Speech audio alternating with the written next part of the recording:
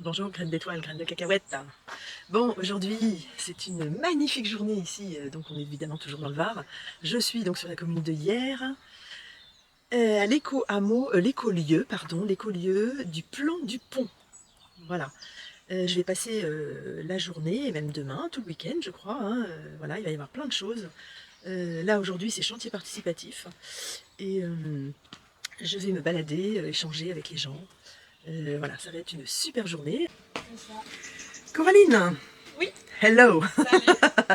Bon, tu peux me raconter un petit peu là, qu'est-ce que tu es en train de faire? Et là, je suis en train de mettre en place le petit programme du week-end et du jour surtout, pour que les personnes qui arrivent ce matin dans la journée sachent ce qu'on fait et quelles sont les activités proposées dans le cadre du chantier participatif. Donc aujourd'hui, ce sera plantation de figuiers et arbres dans le verger, récolte des olives et aménagement de la mare. Et puis après, on a une agora et puis une petite soirée antillaise entre adhérents et adhérentes. Ça va être super sympa. Oui, on espère. On espère.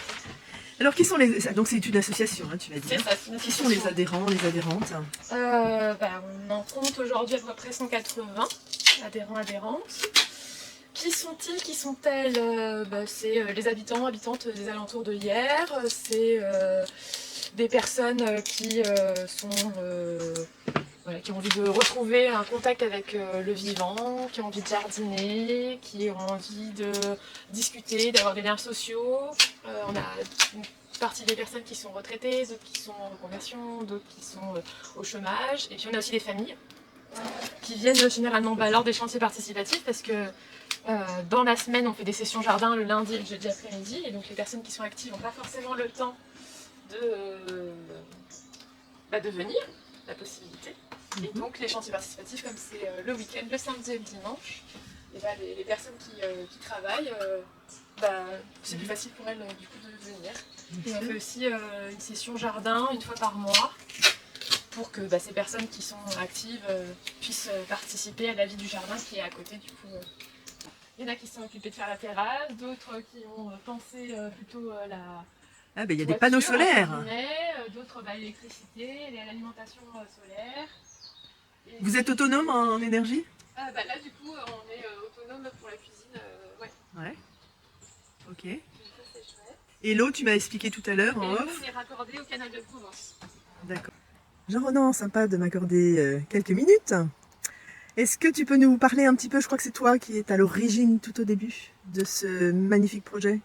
Oui, alors au début je suis parti un peu en effet seul, avec l'idée qui m'était venue d'une analyse de la résilience alimentaire du territoire, en me rendant compte qu'on pouvait nourrir que 1% de la population avec ce qu'on produisait sur place, et une volonté de remettre un peu les citoyens en action dans leur alimentation.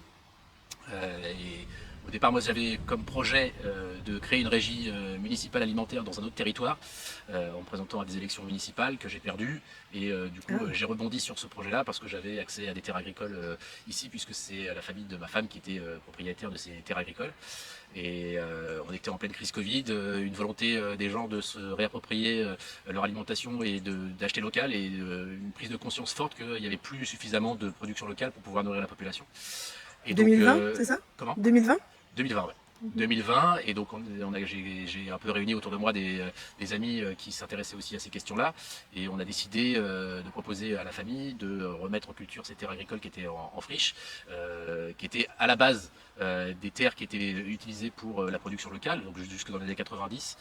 Globalement, il y avait 40 hectares de vergers derrière nous, qui nourrissaient la population locale puisqu'ils étaient distribués en circuit court, et avec la concurrence internationale, ils ont dû arrêter cette production. Et donc du coup, nous, l'idée c'était de refaire ce qui était fait avant, mais en collectif cette fois-ci. L'idée c'était de dire on va mettre les habitants en action pour leur propre consommation, et donc on a en 2021 proposé aux habitants d'Hyères de venir investir ce terrain pour en faire leur jardin. Et alors, ça s'est passé comment tout ça? Tu as Alors, réussi à plusieurs mobiliser? étapes, hein, plusieurs étapes. D'abord, il a fallu structurer l'association, donc en se disant voilà c'est quoi les objectifs. Donc remise en culture des terres agricoles, 3 piliers. Remise en culture des terres agricoles, en friche, en collectif et en agroécologie, puisque l'idée c'est de montrer qu'on peut faire de l'agriculture autrement. Deuxième aspect qui était la solidarité alimentaire, donc globalement donner accès à ces, à ces terres à des publics en précarité, en priorité. Et aussi un aspect pédagogique en se disant on veut montrer que la transition agricole est possible et donc du coup le faire savoir au plus grand nombre et donc du coup en faire un lieu d'accueil pour faire de la pédagogie autour de la transition alimentaire et agricole et écologique évidemment. D'accord. Donc ça Alors, c'était les 3 piliers oui. dès le début et donc du coup au fur et à mesure on s'est dit bon bah on a plusieurs projets à mettre en œuvre. Un jardin collectif, on a commencé par ça. Donc on est sur cette parcelle-là d'un hectare où on a créé un jardin collectif qu'on a créé en collectif parce que l'idée c'est qu'au départ on se disait bon bah on a un terrain, on va l'exploiter, on va créer une serre, on va créer un jardin mandala, on va créer une parcelle en agroforesterie. Mais le fonctionnement n'était pas du tout prédéterminé, c'est-à-dire qu'on s'est dit bah, c'est le collectif qui va décider comment est-ce qu'on gère la parcelle. Et très vite, les gens ont dit on fait du collectif. Parce que ça répond à plein d'enjeux, c'est-à-dire qu'il y avait des jardins ouvriers qui existaient, des jardins partagés qui existaient, avec chacun sa parcelle, et en fait le principe du collectif a été choisi parce que il y a moins de concurrence, c'est-à-dire que les gens ne sont pas là en train sur leur parcelle individuelle en train d'essayer de faire pousser des tomates plus belles que celles du voisin. On a une solidarité dans la façon d'entretenir le terrain, c'est-à-dire que les gens peuvent partir pendant une semaine ou deux et ils savent très bien que leur jardin va être entretenu. Il y a un partage de la récolte aussi qui est collectif et une production solidaire qui répond à notre deuxième pilier qui est une partie de la production qui sert pour les maraudes, pour les sans-abri hier et demain, comme vous l'expliquait Coraline, un verger solidaire qui va permettre aussi à tous les publics en précarité alimentaire, en tout cas une partie d'entre eux, de pouvoir se nourrir avec la production d'ici. D'accord.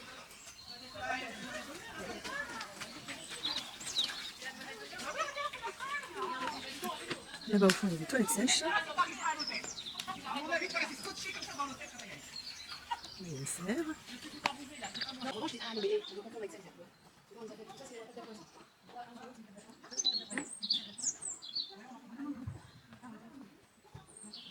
Il y a des belles cultures partout.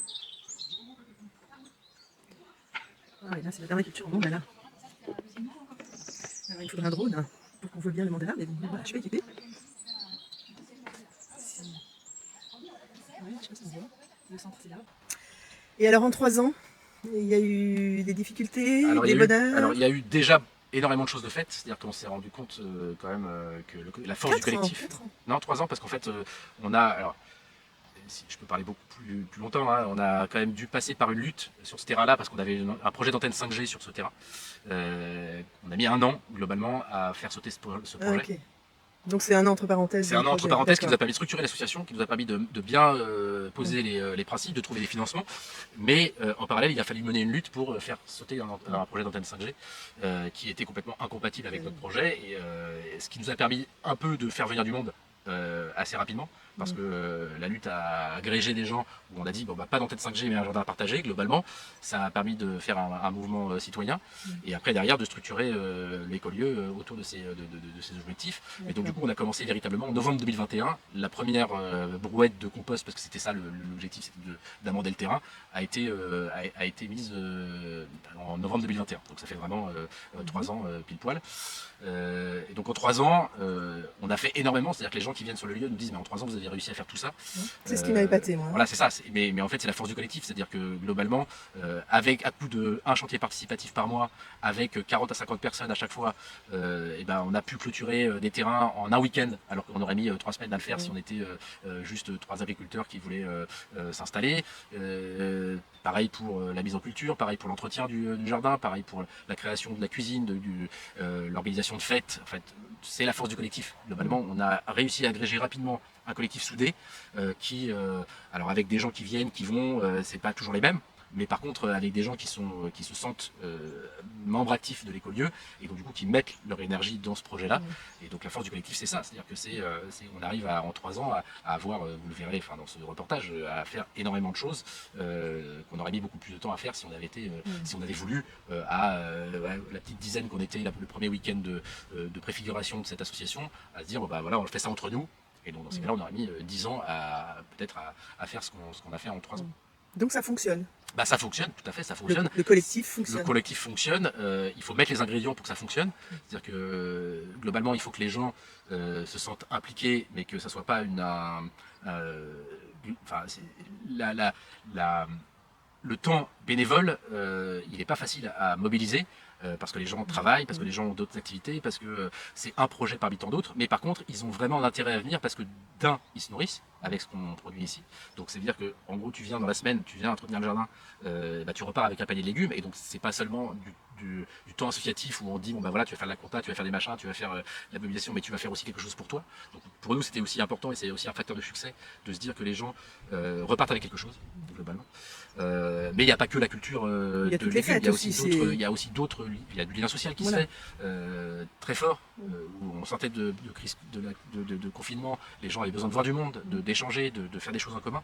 Donc il y a aussi cette chose-là où on fait des chantiers participatifs, où on dit bon bah voilà, là on va construire une cuisine, bon bah les gens se disent ça va nous servir collectivement et donc du coup on va y mettre de l'énergie. Il y a de la vraie amitié. Hein. Enfin, moi, alors il y a de l'amitié, il y a aussi l'inimitié, il y a aussi, enfin on est dans un collectif, donc il y a des gens qui s'apprécient, il y a des gens qui sont juste là à côté, mais en tout cas il y a la force d'un groupe et avec tout le monde, enfin tout le monde est accepté comme il est, avec ses compétences aussi, c'est-à-dire qu'on a aussi cette volonté que le collectif soit moteur, que ce soit pas juste une équipe de coordination ou un bureau, un conseil d'administration qui disent bah voilà il y a ça à faire, c'est vraiment du participatif et ça Lucas va vous en parler. On essaie vraiment de mettre de la démocratie interne, ce qui n'est pas forcément facile parce que on peut pas prendre des décisions à 180, on est aujourd'hui 180 membres actifs, on peut pas prendre toutes les décisions à 180, par contre il faut que ça soit très clair dans la manière de prendre des décisions et donc du coup on a des moments où on se pose, où on se dit est-ce que les gens se reconnaissent dans le projet, est-ce que on a mis 3 ans à écrire une charte globalement, c'est-à-dire qu'on a fait un premier jet, puis on l'a validé avec les nouveaux adhérents, puis on l'a revalidé avec encore les nouveaux adhérents pour voir si on était bien clair avec tout le monde et que tout le monde s'y reconnaissait. Donc ça demande un peu de travail, un peu d'investissement, mais ça permet aussi à tout le monde de se dire on est impliqué dans le projet et on n'est pas seulement là en tant que soit bénéficiaire, soit on nous demande de participer sans avoir de retour, quoi. On a vraiment une participation collective au quotidien, enfin au quotidien ou en tout cas très régulièrement.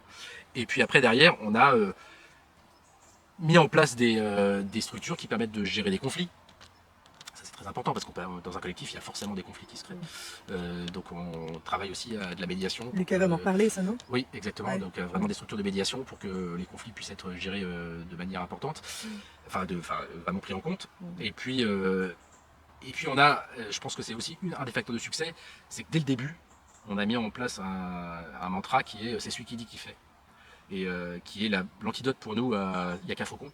C'est-à-dire que souvent dans un collectif, il y a des gens qui disent ce qu'il faut faire et puis d'autres qui font. Là, l'idée c'est que ceux qui disent ce qu'il faut faire, c'est à eux de le faire. Ils sont le moteur. C'est eux de le faire. En fait, c'est même pas ils sont le moteur. C'est que si tu as une bonne idée et que tu veux qu'elle soit mise en place, personne ne va le faire à ta place.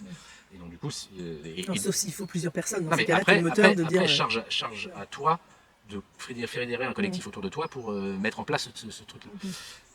Comme exemple, le four solaire, c'est une idée d'un adhérent, Loulou, qui a dit moi j'aimerais bien mettre en place un four solaire, tout est possible sur le lieu tant que ça rentre dans une charte et dans des valeurs, mais après si Loulou n'avait pas été moteur, le four solaire n'existerait pas aujourd'hui. Tu fais Jean-Louis là, tu vas installer des miroirs. Il y en a donc 64 à installer, non on n'a pas encore 64 parce qu'on n'a pas encore le nombre exact de miroirs, mais il y en a pas mal quoi. Tu récupères ça où? On les installe vite parce que je voudrais attaquer le chauffage du four. Parce qu'il faut une bonne heure pour qu'il soit monté en température. Et là, à ce moment-là, il sera autour des 250 degrés normalement. D'accord. Donc ce midi, on va manger des choses qui sont cuites, là-dedans. Là, ils ont tous apporté soit un plat, soit un gratin, soit un gâteau, une tarte. D'accord. On les a numéros.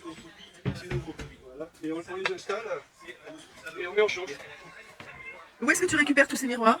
Alors ça, c'est on a eu un coup de bol, une fin de quelqu'un qui avait fait un miroitier qui avait fermé.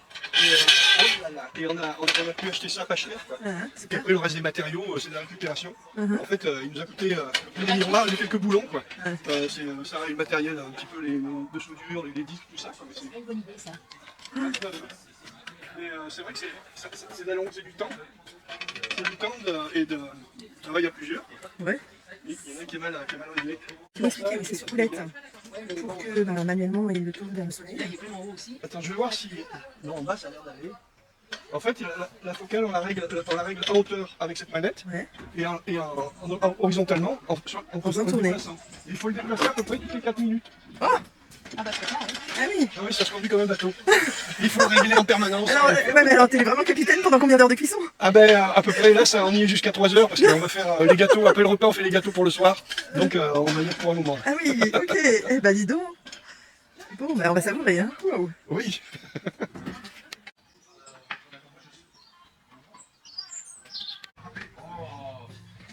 Ça c'est un four à tube. En fait, il y a 2 épaisseurs de verre avec du vide au milieu entre les deux. Ce qui fait que toute la température qui rentre ne sort pas.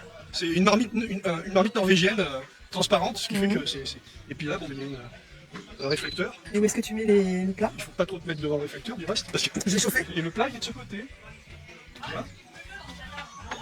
Le plat, il est là. Là, il y a un bouchon. Formidable. Et là, tu vois, on a mis le plat dedans. Ça met combien de temps? Pour à peu près 1 heure. Ouais. À peu près 1 heure. Alors, par contre, tu vois... Tu peux le toucher là? Ah oui, oui, aucun du verre, problème, hein, c'est du verre. Mais comme il y a double épaisseur, comme il y a du vide au milieu, le verre il reste à température extérieure. Et dedans, par contre, à plus de 100 degrés, quoi. C'est ça qui est assez étonnant. Mijoter. Alors là, c'est un complément au... Ça, c'est le four collectif. Ça, c'est le four individuel. Et là, j'en ai 10 de tubes comme ça. Et on va faire une série de fours individuels. Et l'idée, c'est qu'on puisse faire des pique-niques, ramener tous les fours individuels. Et chaque fois, il y a pour 5 ou 6 dans chaque plat. Alors, on peut faire avec 10 fours comme ça, on peut faire pour 60 personnes. Et là-bas, là, donc dans cette cuve là, il y a quelque chose qui cuit dedans? Là-dedans, il y a 2 quiches et un gâteau actuellement. D'accord. Attends, voilà. Vas-y, explique. Là, on voit que le soleil descendant, c'est la lumière tape un peu trop haut, tu vois. Alors du coup, Ah oui. un réglage, hop, au niveau de la verticalité, qui oriente tous les miroirs en même temps. Hop. Et là, on les réoriente sur le... Tu vois, regarde, là. Hop. Ah bah oui. Et là, je l'ai remonté. Et c'est bon. Et t'es censé faire ça toutes les 4 minutes? Ça, non, moins souvent que horizontalement. Ah bon. Ouais, oui. Ok. Plus souvent, c'est... D'ailleurs, hop, voilà. Ah super, petit cuit Jean-Louis. Bravo. Parfait, parfait. On va attendre à réveiller, on les sort. Et puis il y a gâteau liquide aussi. Hop. Je referme parce qu'il y a une nouvelle fourneau qui arrive là. Petit chocotiro pour ce midi. Qui chocotiron, c'est bien ça. Bon, notre four il n'est pas encore super 3, la preuve, mais c'est pas grave. Ah oui, il est pas tout à fait droit, oui. Ah non. Et la tarte, le gâteau là, il a l'air bien cuit. Hein. Ouais. Oui, il y a la suite qui va rentrer, c'est ça? Ouais. Il y a les aubergines qui arrivent. C'est un œuf. Ah, tu vois que ça fume déjà. Ouais. Voilà, alors la viande. Hein. Alors pareil, je peux mettre la main dessus, ça c'est pas chaud. Ça. Et voilà. Waouh, c'est bien cuit. Ah oui, c'est bien cuit. La même Oh, magnifique. Allez, à table. Magnifique. Donc il y a, en gros, j'ai une bonne idée, mais par contre, j'attends pas à ce qu'on la mette en place à ma place. Donc j'ai une bonne idée, je la propose, elle est validée, et derrière, je la mets en place. Je la mets en place avec des moyens financiers peut-être, avec avec des adhérents qui sont intéressés. Je crée un petit groupe pour pouvoir le faire, mais par contre, il n'y a qu'à faux. Et donc du coup, même ça a pu aussi générer de la frustration, parce qu'en fait, le truc, c'est que les gens se disaient, attention, parce que si je dis une idée, je vais être obligé de la mettre en place. Oui, c'est sûr. Mais du coup, au mois de février dernier, on a fait une agora où on a dit pendant 1h30, c'est celui qui dit qu'il fait, on l'oublie. Vous pouvez proposer toutes les idées que vous avez, et après, on va les partager collectivement. Et s'il y a des gens qui veulent le prendre en charge, charge à eux de le faire.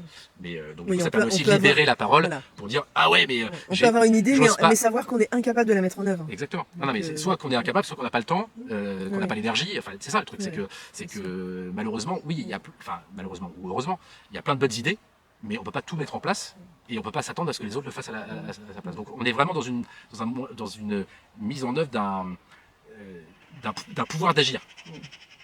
Voilà. Ici, c'est un lieu collectif. On a dit tout de suite, appropriez-vous-le. Et tout est possible, mais par contre, ça ne se fera pas sans vous. Alors, belle transition, merci. 3 ans après, aujourd'hui, tu dirais quoi par rapport à l'objectif de départ? Est-ce que, alors, oui, dis-moi comment ça s'est passé, enfin, par rapport à l'objectif de départ aujourd'hui, et puis les perspectives, est-ce que ça poursuit? Est-ce qu'il faut un revirement ou... Alors, sur l'objectif de départ, j'ai envie de dire, on a réussi ce qu'on voulait faire, c'est-à-dire que c'est attirer des gens pour faire ensemble. et pour faire ensemble autour des trois piliers dont j'ai parlé. Et ces trois piliers sont toujours les piliers de l'association. Donc ça veut dire qu'en gros, on n'a pas changé d'objectif. On n'a pas dévié. Par contre, on n'avait pas forcément d'idée préconçue du comment on ferait. Et donc du coup, ça, c'est à chaque fois dans l'action qu'on décide, qu'on évalue et après qu'on change. C'est-à-dire que ici, ce que j'ai dit au début, c'est-à-dire que c'était pas forcément un jardin collectif, c'était un jardin partagé au départ. Et on avait dit, si vous voulez avoir des parcelles individuelles, alors on fera des parcelles individuelles. Mais la décision a été collective en disant, on ne fait pas de parcelles individuelles. Donc ça, il n'y avait pas c'était pas prédéfini. Pareil sur la partie lutte contre la précarité alimentaire. On savait qu'on allait mettre en place une parcelle, un verger solidaire, pour que les publics aient accès aussi les bénéficiaires de l'aide alimentaire ou des personnes en précarité alimentaire aient accès à ce terrain. Mais par contre, on ne savait pas exactement comment on allait le faire. Et ça, on le fait évoluer en fonction des besoins des associations partenaires, des discussions qu'on peut avoir et une flexibilité dans la mise en œuvre. Je m'approche parce qu'il y a un gros coup de vent. Hein. Ouais. et donc, c'est génial. Et maintenant, est-ce qu'il y a d'autres projets différents ou est-ce que le projet se poursuit tout simplement? Alors, il y a le projet structurant qui se poursuit. Hein. On a 7 parcelles en jardin collectif, le verger solidaire qu'on est en train de mettre en culture. On a un 3e terrain qu'on voudra mettre en culture aussi pour faire un conservatoire d'espèces méditerranéennes et un jardin plutôt d'agrément. Peut-être plus une base pédagogique en fait pour les gens de la ville, pour qu'ils puissent venir, etc., qu'on leur explique pourquoi est-ce qu'il faut faire une transition agricole et écologique. Et ça se met en place au fur et à mesure. Ça ne veut pas dire qu'on n'a pas commencé les aspects pédagogiques, on reçoit des scolaires, on reçoit des publics, on fait des portes ouvertes, mais on n'a pas forcément... on a encore des terrains à mettre en valeur, j'ai envie de dire.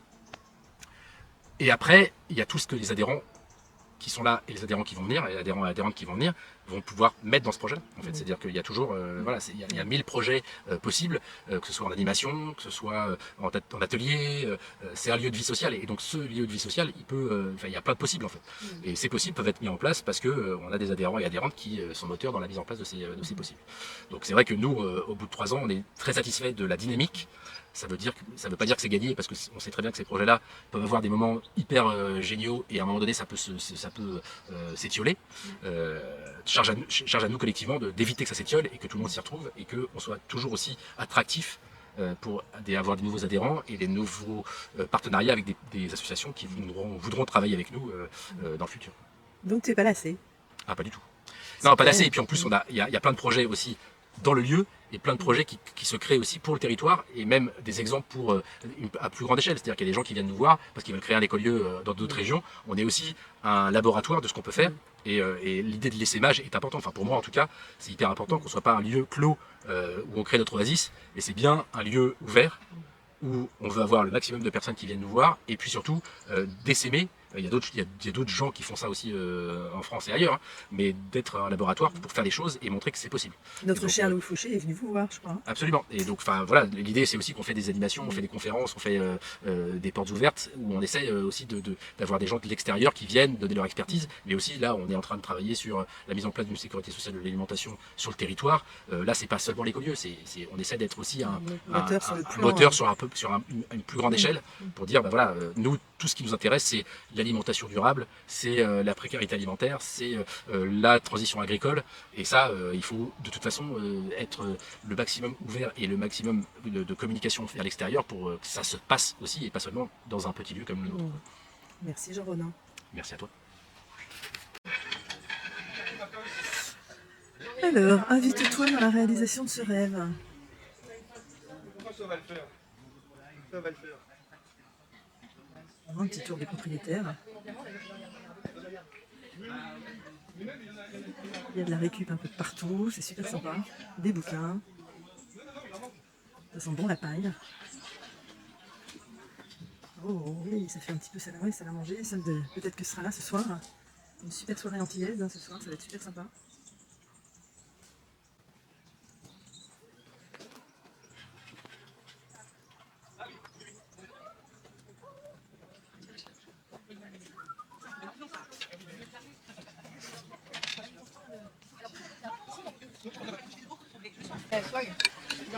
Alors, il se prépare le déjeuner du midi après une bonne matinée de plantage d'arbres, récolte d'olives, toutes sortes d'activités, et préparation du repas de la fête de ce soir. Et là, chacun a préparé des choses. Et donc il va y avoir un repas collaboratif. Ouais. Dans la joie et la bonne humeur. Ouais. Avec ce qui vient de sortir du four. On va se régaler. Ça, c'est super bon. On va goûter déjà? Ouais. Alors, je crois qu'avec toi, on va parler plus du facteur humain, en général. C'est quoi ton rôle? T'es là depuis le début? Alors moi je suis arrivé en tant que salarié en mai 2024. Salarié. Ouais, salarié, je suis en contrat d'apprentissage puisque je prépare un master en gestion et direction de structures, notamment associatives dans l'économie sociale et solidaire. Et dans ce rôle, du coup, on parlait de ma formation, j'ai un peu l'aspect structuration et organisation humaine. Donc concrètement c'est quoi? Eh ben, c'est aider à l'animation des différents groupes de travail, animation des différentes agoras qui peut porter sur la gouvernance partagée qu'on a à l'école. D'accord. Et donc, depuis 3 ans, alors qu'est-ce que vous rencontrez? Il y a plein de petits groupes. Hein, on va voir l'agora. Ouais. Vas-y. Alors effectivement depuis 3 ans, donc moi là j'ai une petite année de recul parce qu'avant d'être salarié en mai j'ai été bénévole 6 mois, donc à partir de décembre 2023 environ. T'es plus salarié là? Alors j'étais bénévole donc de décembre 2023 à mai 2024 et de mai 2024 je suis salarié, donc actuellement je suis salarié. Et du coup, justement en mai 2024, il y a eu quelques doutes, frustrations, questionnements d'une partie des bénévoles et adhérents de l'association, notamment sur qui décide de quoi et comment. Donc c'était vraiment, ça portait sur la gouvernance partagée et le fonctionnement de l'écolieu du Long du Pont. Donc ce qui a été mis en place pour répondre à tout ça, c'est que depuis donc de septembre 2024 à maintenant fin novembre 2024, donc sur 2-3 mois, on a mis en place un processus de réflexion collective où là l'idée c'était vraiment d'impliquer chaque membre de l'association, donc les bénévoles compris, à réfléchir par groupe de travail sur 4 thématiques, donc la communication interne, vraiment comment on va communiquer entre nous, comment on va gérer les interrelations entre nous au sein de l'écolieu. La communication externe, donc là c'est comment on va communiquer sur l'extérieur. Donc là c'est plutôt ma collègue Coco qui est spécialiste de la communication. Le troisième point c'est du coup l'écolieu et ses projets. Donc comment on va mettre en place un projet, quel cheminement, quelle place il a dans l'organisation de la structure. Et le dernier point sur lequel je vais porter plus d'importance maintenant, c'est la démocratie interne. Donc concrètement, qui décide de quoi et comment. Donc ce processus de réflexion collective avait pour objectif de répondre à cette question et de réfléchir notamment à ce qui existait jusqu'à maintenant et ce qu'on va pouvoir vraiment soit consolider ou développer pour que l'association se déroule correctement à travers ses projets, à travers sa vie de tous les jours. Ouais. Alors, tu parles je t'ai entendu parler de démocratie, c'est le mode de gouvernance que vous avez décidé d'adopter, est-ce que tu peux m'expliquer un peu plus? C'est ça, donc pour être plus précis, on parle notamment de démocratie participative, donc l'idée c'est vraiment de rendre acteur chacun des membres de l'asso. Donc pour ça en fait on a des groupes de travail qui sont souvent donc éphémères, des groupes de travail d'un projet, des groupes de travail par exemple pour la création d'un événement ou d'une soirée festive. Donc ça c'est notre premier organe de prise de décision et de pilotage vraiment terrain. Et à côté on a des commissions là qui sont dans le temps, donc on n'est pas sur quelque chose d'éphémère, on est sur quelque chose de plus structurant. Et là on va toucher par exemple à la commission communication, il va y avoir la commission technique, donc pour parler de tous les aspects liés vraiment aux cultures, à la production, que ce soit au jardin ou au verger solidaire. Et que ce soit dans ces groupes de travail ou dans ces commissions, n'importe qui peut y participer, peut être présent et du coup donner son avis et participer aux prises de décision à la thématique spécifique. Voilà, quand je parle de gouvernance partagée, c'est ça. Sachant que sur les grosses décisions, ou par exemple sur la validation de ce qui a été fait lors des groupes de travail, lors du processus de réflexion collective, on a une validation collective qui se fait sous forme d'agora. La prochaine aura lieu le 30 novembre et l'ancienne a eu lieu le 2 novembre. Et là, vraiment, l'idée, c'est, donc là, quand je dis en collectif, c'est on est sur environ à peu près 40-50 personnes, donc tous ceux qui veulent le participer. Et là, on est sur du vote, on est vraiment sur de la prise de décision, de la validation vraiment collective de chaque processus, action, décision, utile au bon fonctionnement de la structure. On est réunis pour cette agora de fin de cycle de réflexion collective. Alors, je voudrais des micros, c'est pour éviter que, de crier. Donc ça fait 2 mois qu'on a commencé ce cycle. On a donc fait des groupes de travail, si vous vous souvenez, pour ceux qui n'ont pas participé, on a fait donc des groupes de travail. Le processus c'était ça. Donc 4 thématiques, 4 groupes de travail donc, qui sont liés aux 4 thématiques, 33 personnes qui se sont impliquées, donc merci à elles et eux, on peut déjà se féliciter de ça. 32 heures de travail réalisées selon la police. 180. Et 60 propositions qui ont été faites par les différents groupes de travail que vous allez voir par la suite. Comment vous gérez les conflits? Alors, S'il y en a. Ouais, alors bon, comme dans toute structure, il y a des conflits plus ou moins gros qui sont souvent un peu le résultat du facteur humain, il n'y a pas de souci. Donc nous, ce qu'on a décidé de mettre en place et qu'on a validé à la dernière Agora, c'est qu'il y a une instance de médiation.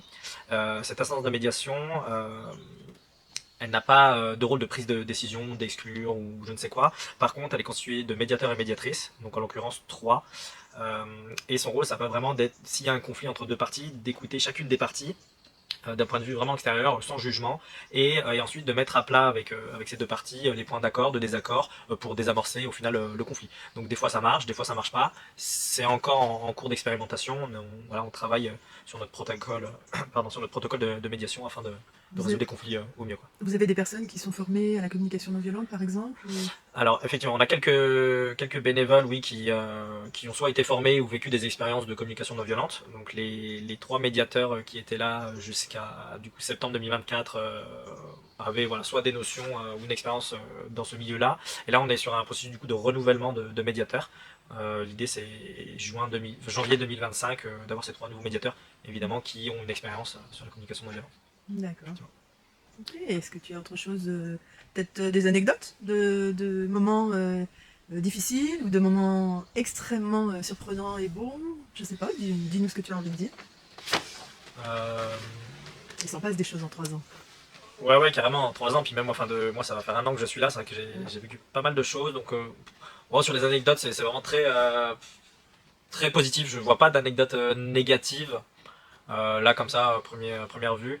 Bon là on est dans la bergerie Gaguette, c'est un peu ici que se passent les différentes agoras collectives. Et en fait le soir, cet espace se transforme un peu en espace festif, et notamment après les agoras, on vient ici pour chanter, danser. Là je me situe sur notre belle scène et voilà, mais c'est un moment de joie, de convivialité. Voilà. Merci Lucas. De rien.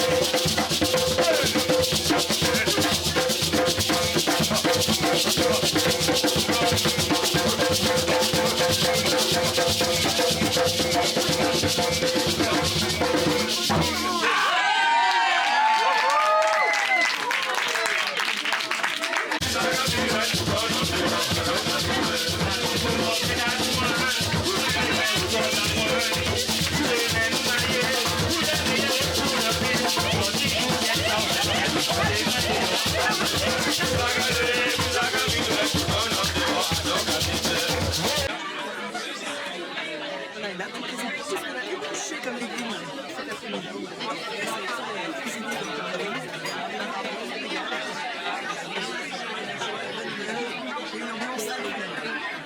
De chaleur, des énergies très très hautes.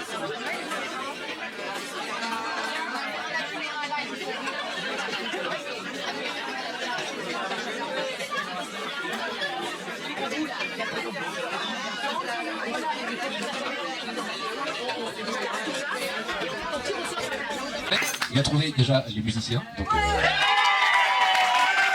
a fait venir Domion, quand même. Allez, un petit ovation pour les élus. Donc,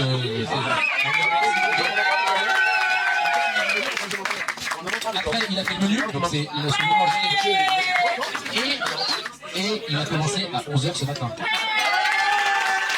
Ça devait être très bien, mais malheureusement, pas de menu. Ah, il est déjà coiffeur.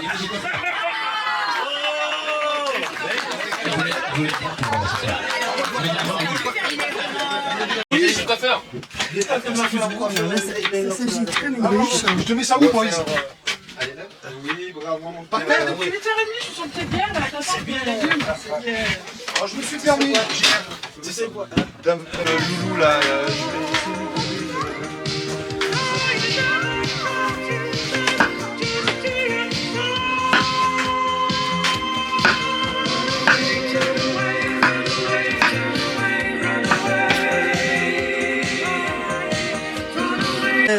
On a le Christo là qui nous fait. Qu'est-ce que tu nous fais? Alors, je vais faire. Ce midi, je vais faire 2 quiches à la cour. Et pour ce soir, je vais faire des gâteaux à la cour. Qui vont cuire dans le four merveilleux. Ok. Bon. Donc ça c'est l'intérieur de la cuisine. L'intérieur, ils ont du super matos. Alors là, on sait que c'est pas possible.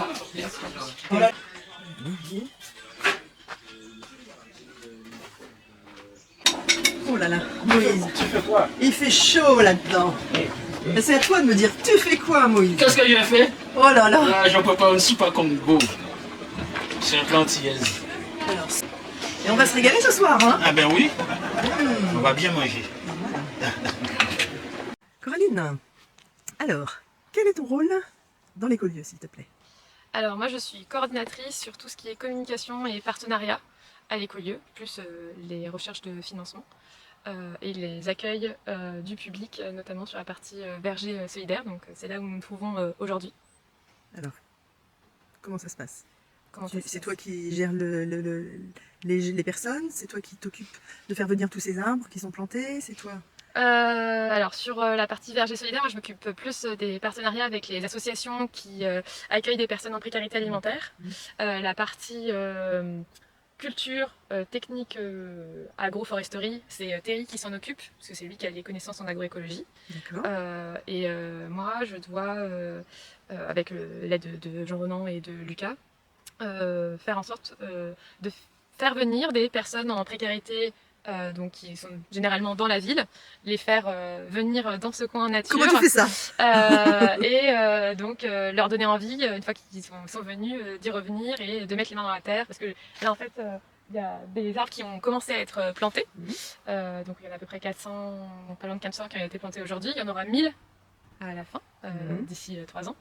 1000 arbres, donc de variétés d'espèces différentes. Donc là on a des oliviers, on a des grenadiers, on a des figuiers, des noisetiers, etc. Et il y aura au pied de ces arbres des planches de culture maraîchère, donc des légumes en sort.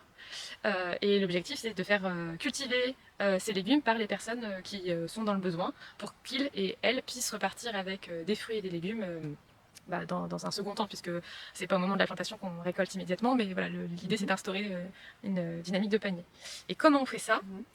C'était toute la difficulté, j'ai envie de dire. C'est le partenariat avec toutes les il faut toquer à quelques portes. CCAS, alors les CCS, donc voilà. plutôt des associations. Donc on a essayé avec le Secours Populaire, les Restos du Cœur, qui connaissent un peu plus leur public, mais c'est encore un peu, voilà, tous ceux qui font des maraudes. C'est fragile un petit peu, les maraudes aussi. Mais là du coup l'association avec laquelle ça a bien pris, c'est un accueil de jour à Toulon. Pourquoi ça a bien pris, contrairement aux autres? Alors bon, peut-être que ça se fera, ce sera super, hein, on l'espère en tout cas, on le souhaite, parce que l'idée c'est d'avoir une centaine de paniers à donner, donc il va falloir qu'il y ait du monde au bout d'un moment. Enfin voilà, on a 2,5 hectares de terrain, va y avoir normalement de la production. Bon, pour qu'il y ait de la production, il faut de la main d'œuvre. Bon, c'est un peu un cercle, pas vicieux, vertueux, vertueux. Oui. Mais l'association avec laquelle ça fonctionne aujourd'hui, c'est Archaos, c'est un accueil de jour qui se situe à Toulon, et ils ont aussi un accueil pour des personnes, des femmes victimes de violences. Donc c'est deux publics dissociés. Eux, ils ont des encadrantes qui viennent accompagner 6 personnes accueillies pour le moment, et ils peuvent faire le trajet avec un minibus. ce qui est hyper précieux. Et oui, ils sont pas motorisés ces gens-là. Voilà, et ce qui n'est pas le cas pour l'instant des autres associations vers lesquelles on s'est tourné.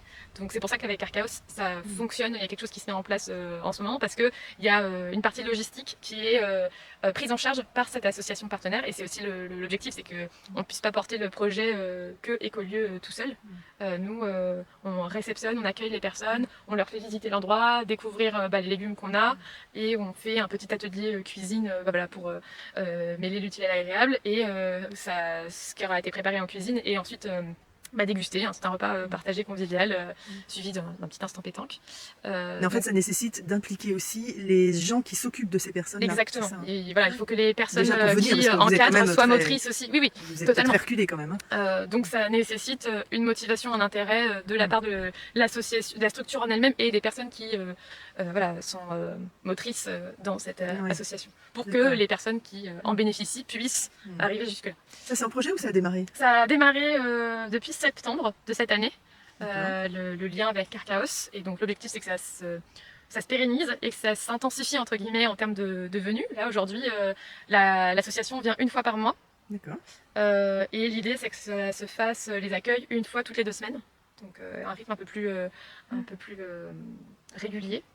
C'est toi qui géreras l'accueil, donc l'accueil on le gère avec Lucas, on s'occupe de l'animation d'atelier cuisine et va y avoir une partie animation sur tout ce qui est jardin aussi. Donc voilà, ça c'est à venir, ça a commencé et ça va se développer. Et on espère donc toute cette partie-là, est-ce que c'est aussi accessible aux 180 adhérents de l'association ou pas? Oui, alors notamment la partie verger, parce que les fruits qu'on va avoir l'idée c'est de les partager aussi avec les adhérents adhérentes. Et, oui, parce qu'il y a donc le maraîchage qui est dans le mandala là-bas derrière. Oui, exactement, qui est derrière moi. Donc ça qui est pour les adhérents. Voilà. Et là, c'est plutôt réservé en termes de maraîchage, les légumes, que ce soit pour les personnes en précarité et que les fruits soient partagés. D'accord. L'idée n'est pas de cloisonner réellement les publics par terrain, par parcelle, mais plutôt qu'il y ait une mixité qui se fasse et une rencontre en fait au travers des ateliers cuisine. Là aujourd'hui, on a commencé doucement à faire venir l'association. Pour l'instant c'est Archaos, mais l'idée c'est qu'il y en ait d'autres qui viennent. Et maintenant on essaie de l'ouvrir aux adhérents adhérentes en les informant tout simplement qu'il y a cette activité là et que s'ils veulent passer, si elles veulent passer, c'est ok. Qu'il y ait une rencontre qui se fasse et voilà, tout simplement parce que on a assez de place pour vivre et cohabiter ensemble. Et puis je pense que la force de ce projet c'est aussi de faire en sorte qu'il n'y ait pas de cloison et qu'on puisse se mélanger les uns les autres et s'apporter aussi mutuellement. Donc, voilà. Anecdote ou des choses à dire depuis que tu es là? Sur le projet verger? Oui, ce que tu veux. Anecdote, c'est... Non, la chose qui me vient là c'est...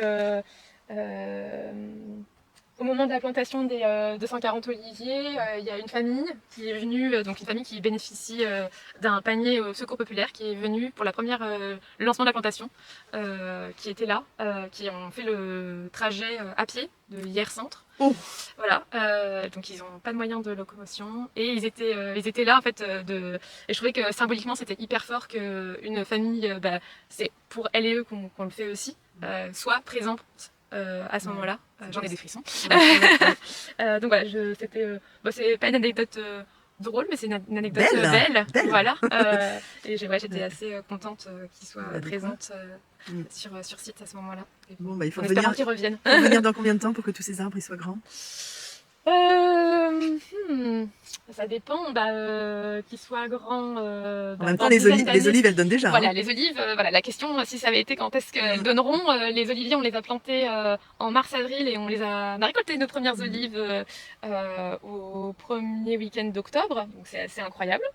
20 kilos d'olives récoltées. Ils sont dans la Saumure, tu viens de me dire? Ils sont dans la Saumure actuellement, donc on les dégustera. Janvier, on pourra les sortir, exactement. Donc, moi je reviens en janvier. Exactement, tu pourras déguster les olives que j'ai contribué à ramasser. Et oui, il faut le dire, qu'on a mis de côté pour les apéros chantiers, etc. On s'est dit, on les partage pas entre chacune, ça sera... disons que c'est peut-être mieux en termes de répartition si on les sort au moment où c'est partagé avec tout le monde.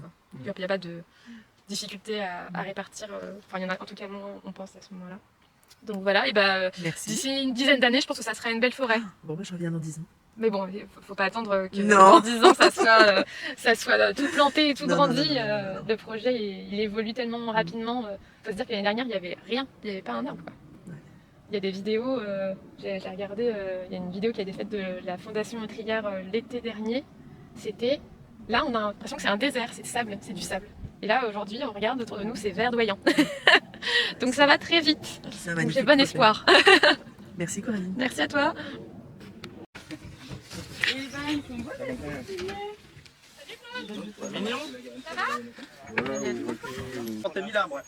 Et là, c'est l'ensemble des figuiers, il y en a 70. Et sur D'accord. les 70, il y a 13 variétés différentes. Parce que l'idée, c'est d'étaler les récoltes dans le temps. Donc en gros, on a joué sur les variétés pour qu'on ait des figues, grosso modo, de mi-juin à fin août, début septembre. D'accord. Voilà. Cool. Voilà, voilà. Et là-bas, c'est donc les olives. Ben, je vais Voilà, y aller c'est parce ça. qu'il y a la récolte des olives C'est ça, la partie livrée de Ok. 140 oliviers avec 7 variétés différentes. qui donne déjà ses petits. Ouais, bah là, on a tenté ça en printemps 2024, en avril. Et ça, c'est une réserve d'eau du coup qui vous Ouais, permet bah, d'arroser. Là, oui, bah, l'idée c'est plutôt de faire une marque de la biodiversité. Ah Il va oui. y avoir des plantes aquatiques, des accumulants, libellules, grenouilles, etc. Et de recréer un petit écosystème au centre de la Oui. parcelle Sympa. pour réguler. Et donc elle me disait qu'entre les arbres, vous allez planter des cultures maraîchères. C'est ça. Et vous y mettrez les poules qui seront en. C'est ça, l'idée c'est semi-liberté. d'installer un poulailler ambulant donc qui sera mobile avec du coup les poules à l'intérieur et qui vont venir fertiliser du coup le sol par leur fiente. Mhm. Ça, c'est... Voilà, donc récolte des oliviers. Les olives sont énormes sur ces tout petits oliviers. Et, du coup, Regardez ça. par rapport, en fait, notamment par rapport à ses parents. En fait, je me rappelle avec son père qui faisait des romans. Et ben voilà, donc, il a continué. Et, voilà, parce qu'on va les filmer après, il y en aura beaucoup. Oui, il y en a beaucoup plus, c'est le début. Donc je disais oui, qu'elles soient noires. Bah, qu'elles soient noires ouvertes, c'est pas bien grave. De toute façon, elles vont être. Là, on va les travailler en olive de table, donc c'est-à-dire qu'on va les récolter, on va les plonger dans l'eau ensuite. Donc, on change l'eau tous les jours pendant 10-15 jours. Et après, on fait une saumure. Et pendant 2 mois, elles baignent dans la saumure. Et après, on enlève la saumure. Et moi, je mets de l'huile d'olive pour que ça se conserve. Et puis, ça donne un petit goût parfumé à l'huile. Et après, Et après, c'est l'apéro. Après, c'est l'apéro, et ça peut s'utiliser sur les pistes saladières, et puis l'huile, on peut l'utiliser dans les salades pour faire les pâtes. Donc voilà. Partout, ouais. Du coup, bah là, on fait la première récolte. D'accord. Première récolte des olives de l'école du Plan du Pont.